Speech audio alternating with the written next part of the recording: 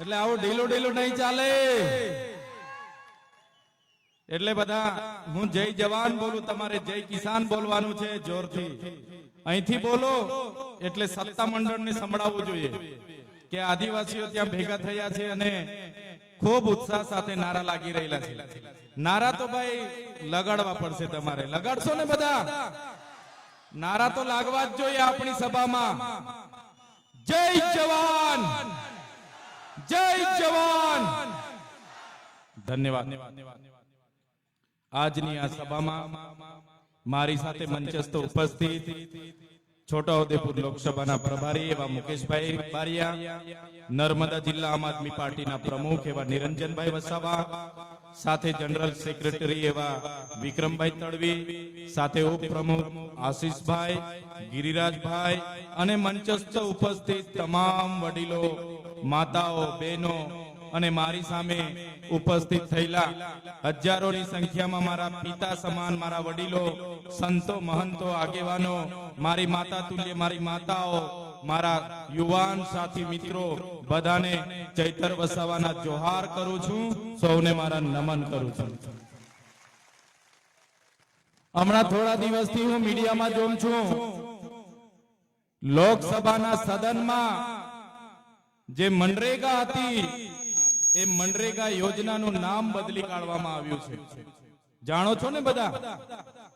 આ ભાજપની સરકારે એમણે કરેલા કૌભાંડોને છુપાવવા માટે, એમના નેતાઓએ કરેલા ભ્રષ્ટાચારને છુપાવવા માટે મનરેગા યોજનાનું નામ બદલવા માટે એક બિલ મંજૂર કર્યું અને બિલ લોકસભાના સદનમાં પાસ કરવામાં આવ્યું છે.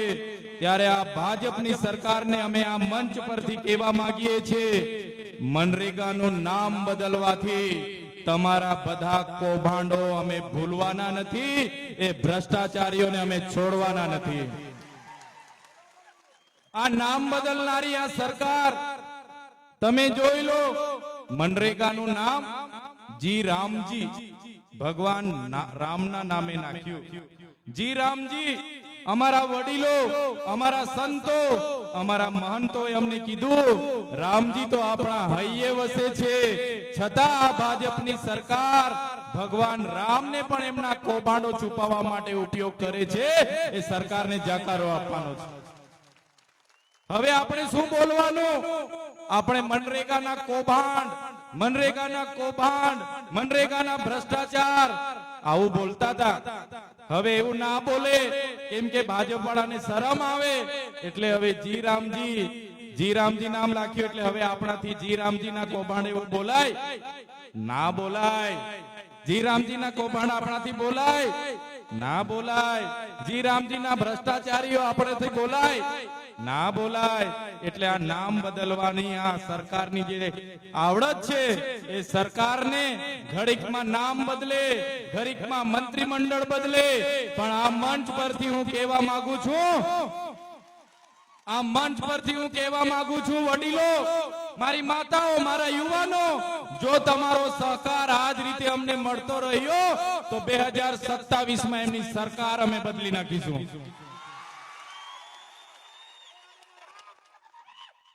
આપણા વડીલોએ કીધું છે ને, ભેંસ ઓછું દૂધ આપે એટલે એનો કિલો બદલવાથી દૂધ વધતું, ભેંસ ઓછું દૂધ આપે એના ખીલા બદલીએ તો દૂધ વધતું. એટલે આપણે ભેંસ જ બદલી નાખવી પડે ને. એટલે આ સરકારને પણ આપણે કહેવાનું છે, તમારા કૌભાંડો, તમારી નિષ્ફળતાઓ છુપાવવા માટે તમે મંત્રીમંડળ બદલો છો. એ મંત્રીમંડળ નવું આવ્યું એમાં પણ કઈ હવા છે નથી. એટલે 2027માં અમે સરકાર બદલી કાઢવાના છે. અહીંયા બેઠેલા લોકોને ખબર છે, આગળ આ લોકોએ કીધું એમ, અગ્નિવીર, જ્ઞાન સહાયક, એક પેડ માં કે નામ, આત્મનિર્ભર બનો, સ્વદેશી અપનાવો, ભલભલા નવા નવા નામો લાવીને આવે છે આ સરકાર. રથયાત્રાઓ કાઢે છે. ત્યારે આજે આપણા વિસ્તારની હાલતની વાત કરું તમને, અહીંયા બેઠેલા કેટલાય વડીલો એવા છે, એમની પોતાની જમીનો આ નર્મદા ડેમમાં ગઈ છે. અહીંયા બેઠેલા કેટલાય વડીલો એવા છે જેમની જમીનો આ કરજણ ડેમમાં ગઈ છે. અહીંયા બેઠેલા કેટલાય વડીલો એવા છે જેમની જમીનો આ નર્મદાની મુખ્ય કેનાલમાં ગઈ છે. અહીંયા બેઠેલા કેટલાય લોકો એવા છે જેમની જમીનો સ્ટેચ્યુ ઓફ યુનિટીમાં ગઈ છે. અહીંયા બેઠેલા કેટલાય વડીલો મારી સામે એવા છે કે જેમની જમીનો વિયર ડેમમાં ગઈ છે. ત્યારે આપણે કઈ બોલતા નથી. આપણા નેતાઓ જ્યારે બારોબાર આ લોકોને ઠરાવો આપી દેતા હોય છે ત્યારે આ લોકો ફરી આપણી જમીનો નેશનલ હાઈવે 56 માં લેવા માટે આવવાના છે. આપણી જમીનો હાઈ સ્પીડ કોરિડોર જે અંકલેશ્વર થી એકતાનગર આવે છે એમાં જમીનો લેવા માટે આવવાના છે. આ લોકો આપણી જમીનો સાપુતારાથી સ્ટેચ્યુ ઓફ યુનિટીના કોરિડોરમાં લેવા માટે આવવાના છે. મારા વડીલો, મારી માતાઓ, મારા યુવાનો, આ લોકોને આ મંચ પરથી આપણે કહી દેવાનું છે કે હવે અમે વિકાસના નામે 1 ઇંચ પણ જમીન આપવા તૈયાર નથી. અમે આટલી મોટી જમીનો આપીએ, અમારા ગામો ને ગામો ઉઠી ગયા, અમારો પરિવાર વિખરાઈ ગયો, અમારો સમાજ, અમારી સંસ્કૃતિ, અમારી પ્રકૃતિથી અમે છિન્ન ભિન્ન થઈ ગયા. કોઈ સાવલી રહી છે, કોઈ ડભોઈ રહી છે, કોઈ સૌરાષ્ટ્રમાં ગયા, કોઈ કચ્છમાં ગયા, કોઈ દક્ષિણ ગુજરાતમાં છે. અને આજે નવી વસાહતોની હું વાત કરું, એમને નોકરી સામે નોકરી આપવાની વાત હતી. એને એક પરિવારમાંથી પણ આજે એક જણને નોકરી નથી મળી. એને જમીનો સામે જમીનો આપવાની વાત હતી. એમને પિયત જમીનો આપવામાં નથી આવી. એમને સિંચાઈનું પાણી મફત આપવાની વાત હતી. આ સરકારે સિંચાઈનું પાણી પણ નથી આપ્યું. એમને ખેતીવાડીની મફત વીજળી આપવાની વાત હતી. આ સરકારે એમને મફત વીજળી પણ નથી આપી. ત્યારે એ જ પવિત્ર ભૂમિ પરથી મારા ક્રાંતિકારી લોકોને કહેવા માંગુ છું, આ સરકાર એ ઉદ્યોગપતિઓની સરકાર છે. ત્યારે આવનારા દિવસોમાં સરકારને ઉખેડીને આપણે ફેંકી દેવું પડશે.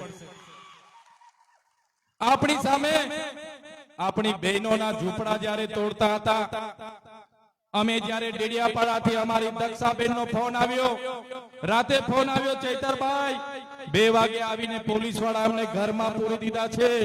બુલડોઝરો લઈને આવ્યા છે, 700-800 પોલીસ છે. અને એક બાજુથી ઘરો તોડતા તોડતા 34 લોકોના ઘર તોડી નાખ્યા. બહેનો અમને ફોન કરે રડતા જઈને, અને અમે ત્યાં પહોંચવાના પ્રયાસો કર્યા. પોલીસ અધિકારીઓ અમને રસ્તે રોકી લીધા, કોર્ડન કર્યા, અમને લઈ જવાના પ્રયાસો થયા.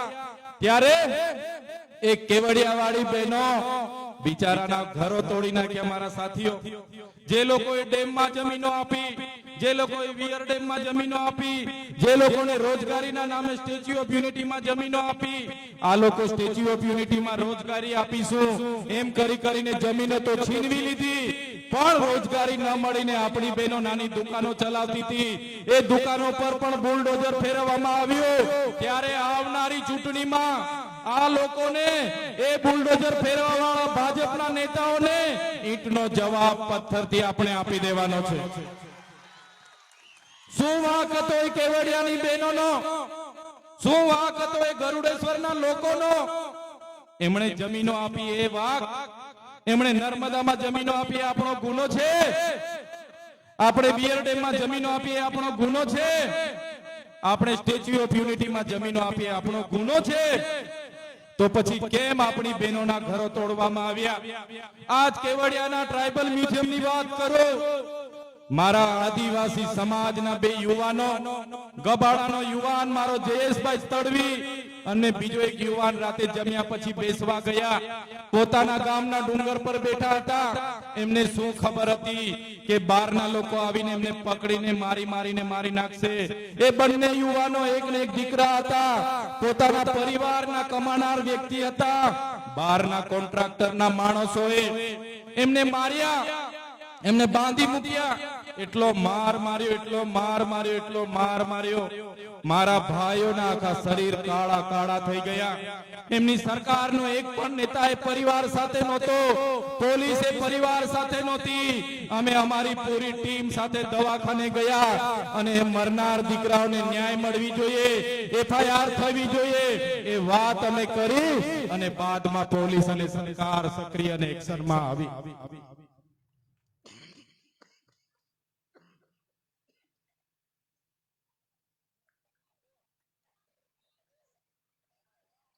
સાથીઓ, જે આપણા ભાઈઓને મારી નાખવામાં આવ્યા, એ પરિવાર જ્યારે અમારા ખભા પર હાથ મૂકીને રડતું હતું ત્યારે એમનું દુઃખ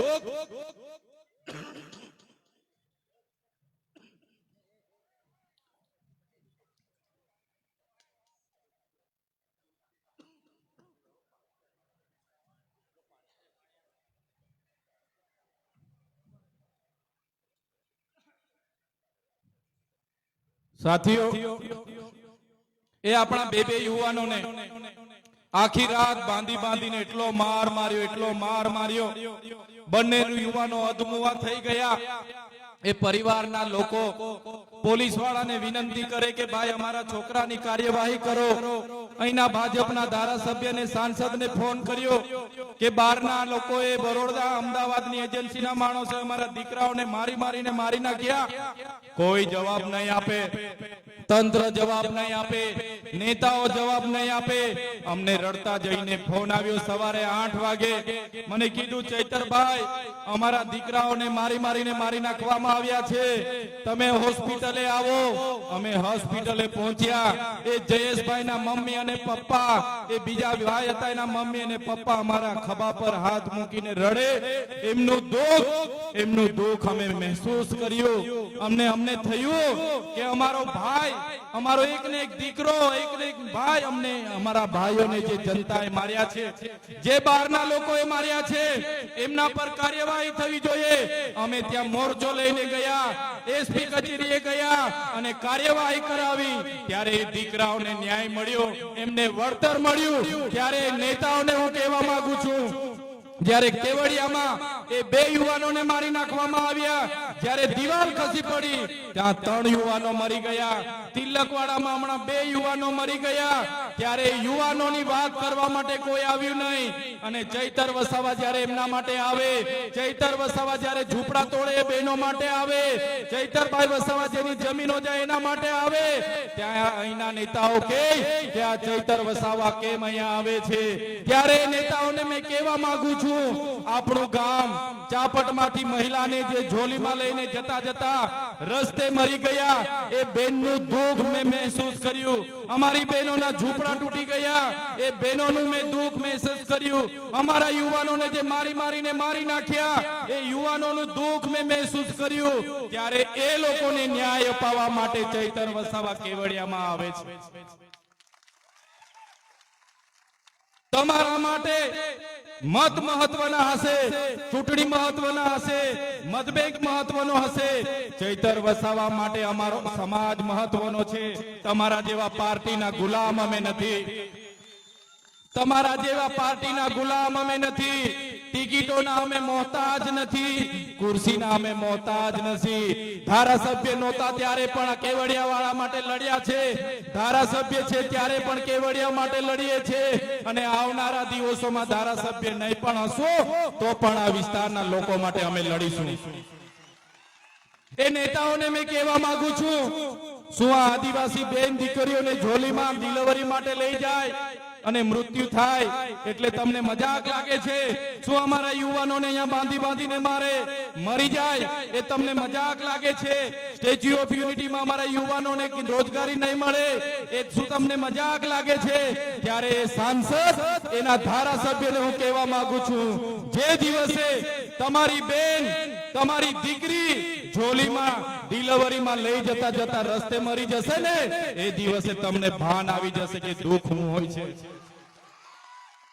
જે દિવસે તમારા કોઈ ભાઈને કે કોઈ તમારા દીકરાને કોઈ બહારના લોકો બાંધીને કપડા કાઢીને મારશે અને તમારા ભાઈ ને દીકરાઓ મરી જશે ને, તે દિવસે તમને ભાન પડશે કે દુઃખ શું હોય છે. પોતાના લોકોનું દુઃખ શું હોય છે એની એમને ખબર નથી અને અમારી મજાક ઉડાડે છે. સાંસદ, એના કહેવા માંગુ છું કે જે દિવસે તમારો પોતાના દીકરાને, જે દિવસે તમારા પોતાના ભાઈને કોઈ આ રીતના મારીને મારી નાખશે ને, તે દિવસે તમને અક્કલ તમારી ઠેકાણે પડી જવાની છે. ત્યારે સાથીઓ, આ વિસ્તારમાં જંગલ ખાતાના લોકો, આપણા જિલ્લામાં 5360 જેટલી અરજીઓ 5-10 વર્ષથી હજુ પેન્ડિંગ છે. જંગલ ખાતાના લોકો એમને સનતો આપતા નથી. અને આપણા લોકો ખેડી ખાય છે, એને ત્યાં જમીન માપણી વાળાને મોકલે છે, જંગલ ખાતા વાળાને મોકલે છે, અને એ ખેડૂતો પર ખોટા ખોટા કેસ કરવામાં આવે છે, ખેડૂતોને જંગલમાં મારવામાં આવે છે, અને જંગલ જમીન છોડાવી દેવામાં આવે છે. ત્યારે મેં જંગલ ખાતા વાળાને પણ કેમ છું, તમારો જંગલ સંરક્ષણનો કાયદો તો 1864 માં બન્યો હતો, તમારું જંગલ ખાતું તો 1927 માં બન્યું હતું. આ જંગલો પર અમારા આદિવાસીઓ હજારો સાલથી રહી છે, અને આ જંગલ અમારા છે. આ જંગલ એ અમારા આદિવાસીઓ સાચવેલા છે. અમારા આદિવાસીને દાંતણ જોઈ તો ડાળકીનું દાંતણ જ ભાંગીને લાવે, એ કોઈ ઝાડને કાપતા નથી. અમારા આદિવાસીઓને ઘર માટે દાંડી જોઈ તો દાંડી જ કાપી લાવે, અમારા આદિવાસીઓને થાંભલી જોઈ તો થાંભલી કાપી લાવે. આખા જંગલને અમે નાશ કરતા નથી. એટલે એ જંગલ ખાતાવાળાને કહેવા માંગુ છું, તમારી સરકાર, તમારું જંગલ ખાતું, તમારું પોલીસ ખાતું પણ નહોતું ત્યારથી અમારા લોકો આ જંગલમાં રહી છે.